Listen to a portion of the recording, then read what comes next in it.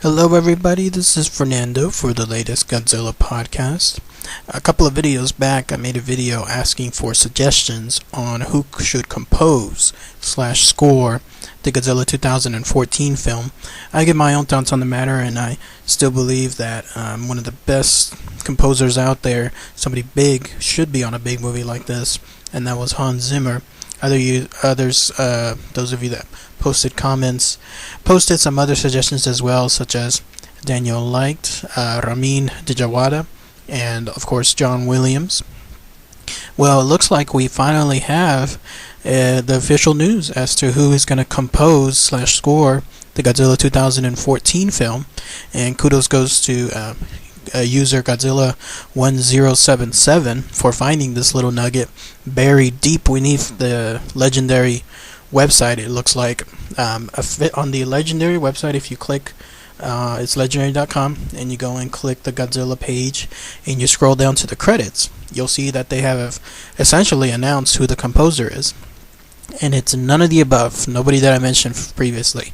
In fact, he's a little-known composer named Wise, but he's actually been involved in some pretty big films out there.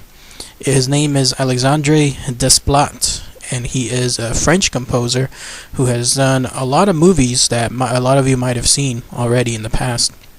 To give some examples, his recent films include Argo, Moonrise Kingdom, The Idols of March. Probably his biggest films have been the Harry Potter and Deathly Hallows Part 1 and Part 2. He has also done The Tree of Life, The Fantastic Mr. Fox. He's even done one of the Twilight movies, the Twilight Saga, New Moon, and some others beforehand. Now, looking at his long resume that I saw on both Wikipedia and on IMDb, the only two movies that I've seen that I've had any experience listening to his music from has been Syriana and has also been Firewall, both of them released from a couple years back. And judging by that, my thoughts on this guy Alexandre composing Godzilla is nothing really stood out too much on the music when I was watching those movies. If it would have, I would have remembered them by now, but nothing really stood out. If anything, it seems like Alexandre's theme, anytime he composes something, tends to be having background music. That's probably the best way to categorize his compositions. They're mainly background music, stuff that'll just play throughout the scene that won't really hog up what's happening within the scene. Maybe they'll accentuate it, but that's at most. We can definitely forget about having any kind of, say, big heroic theme associated with the Godzilla film, because again, I don't recall anything like that within the two films that I saw. And don't get me wrong, if others have seen some of the movies that I mentioned and you recall the soundtrack and you recall any themes, any major compositions, post your comments below. Let me know what you think. Alexandre Desplat, that is the composer, the official composer of the Godzilla 2014 film. Is that good news, everybody? Is that bad news? I still don't know yet. I'm just going by the two films that I've seen from his resume. And again, the music doesn't really seem to stand out too much. But again, those are just my thoughts. One thing though I was a little worried about with regards to looking at his page on IMDb is the fact that apparently this is a composer that doesn't seem to say no when it comes to movie projects.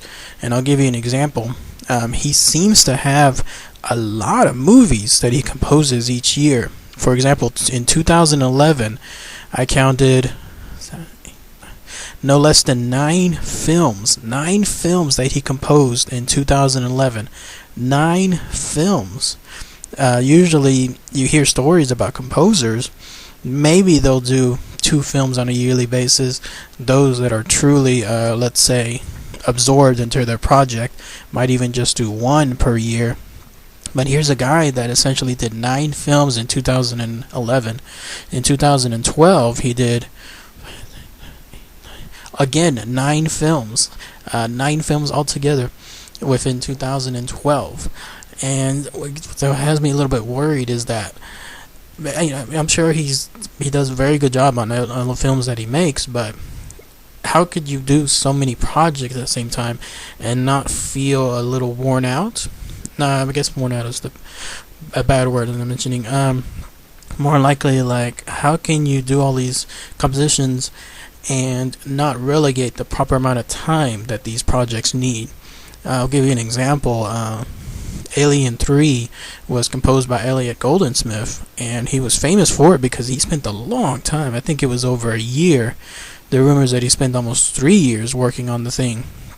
And the reason for it was because he spent so long meticulously creating each track to make sure that it was the best possible. I mean, he would apparently throw away stuff when it wasn't just gelling, and he wanted to make sure that what was finally placed on screen in the inevitable soundtrack was something memorable.